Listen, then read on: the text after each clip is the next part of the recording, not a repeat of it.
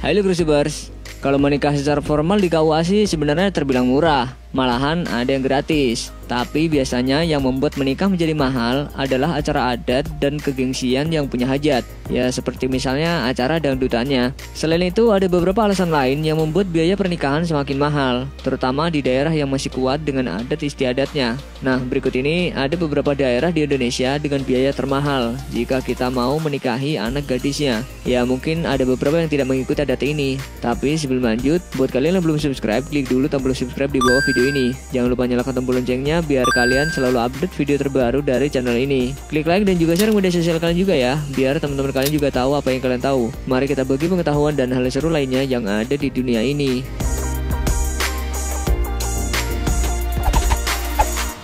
Gadis Nias. Mahar pernikahan di Nias dikenal dengan sebutan bowo, yang akhirnya pemberian cuma-cuma, yang nilainya tidak sedikit. Tapi bowo ini malah menjadi tantangan tersendiri bagi mereka yang ingin menikahi gadis di Pulau Nias. Bagaimana tidak? Bagi masyarakat suku Nias sendiri, yang kebanyakan sebagai seorang petani, akan terasa cukup berat apabila harus memenuhi mahar pernikahan yang cukup mahal. Tapi disinilah keteguhan cinta kepada gadis Nias diuji.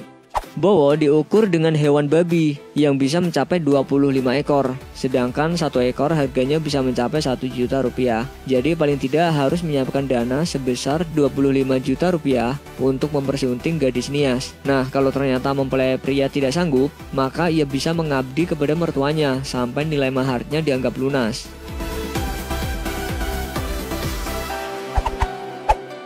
Gadis Batak.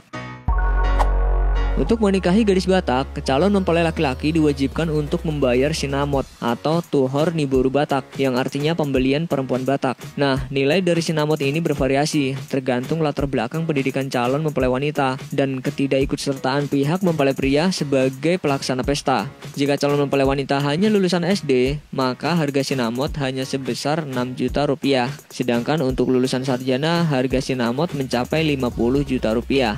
Ditambah lagi, jika kalian ingin lengkap dengan pesta adatnya, kalian harus menyiapkan uang ratusan juta rupiah. Pesta adat Batak sendiri dilangsungkan sehari penuh. Sebelumnya, perwakilan dari pihak mempelai pria mendatangi rumah orang tua mempelai wanita untuk melakukan negosiasi harga sinamot sebelum mencapai nilai harga kesepakatan yang disetujui.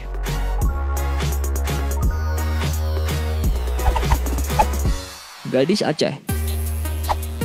Jika kalian menikahi gadis Aceh, maka kalian harus siap untuk membayar dengan harga yang mahal, karena mahar yang biasa digunakan masih dalam bentuk emas, tidak seperti daerah lain yang menggunakan mahar seperangkat alat sholat atau benda lainnya. Sebagai mahar, emas dihitung dalam hitungan mayam, yang mana dalam satu mayam emas berukuran 3,33 gram emas. Artinya, apabila harga emas pada umumnya Rp610.000, maka bila dihitung dengan mayam, harganya mencapai 2 juta rupiah dalam satu mayam. Dan minimal yang harus dijadikan mahar sebanyak 3-30 mayam. Itu untuk mahar mempelai wanita, belum termasuk lain-lain seperti adat istiadat, isi kamar, dapur, dan lainnya, yang mungkin bisa menghabiskan 20 juta rupiah, tergantung tingkatan kondisi ekonomi, sosial masyarakat setempat.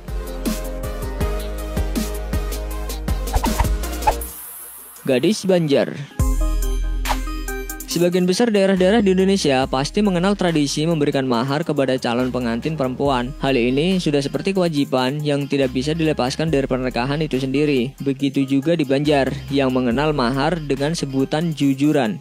Jumlahnya pun tidak sedikit. Masyarakat setempat mematoknya antara 5 juta rupiah hingga 20 juta rupiah. Bahkan ada juga yang lebih dari itu. Jumlah ini belum termasuk memberikan barang-barang yang lainnya, seperti tempat tidur dan biaya pesta pernikahan. Banyaknya undangan yang hadir juga akan disesuaikan dengan jumlah uang yang diberikan. Semakin sedikit maharnya, maka semakin sedikit pula orang yang diundang. Begitu juga sebaliknya.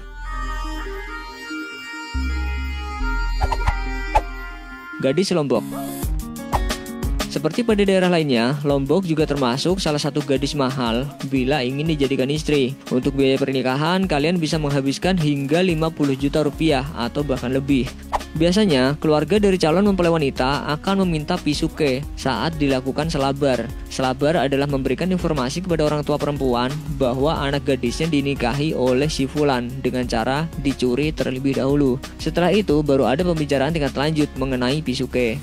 Biasanya orang tua calon mempelai wanita melihat dari jenjang pendidikan anak-anaknya. Bila anaknya sudah S1, maka minimal ia meminta 30 juta rupiah. Dan jika wanita sudah bekerja sebagai pegawai negeri, maharnya berkisar antara 10 hingga 250 juta rupiah.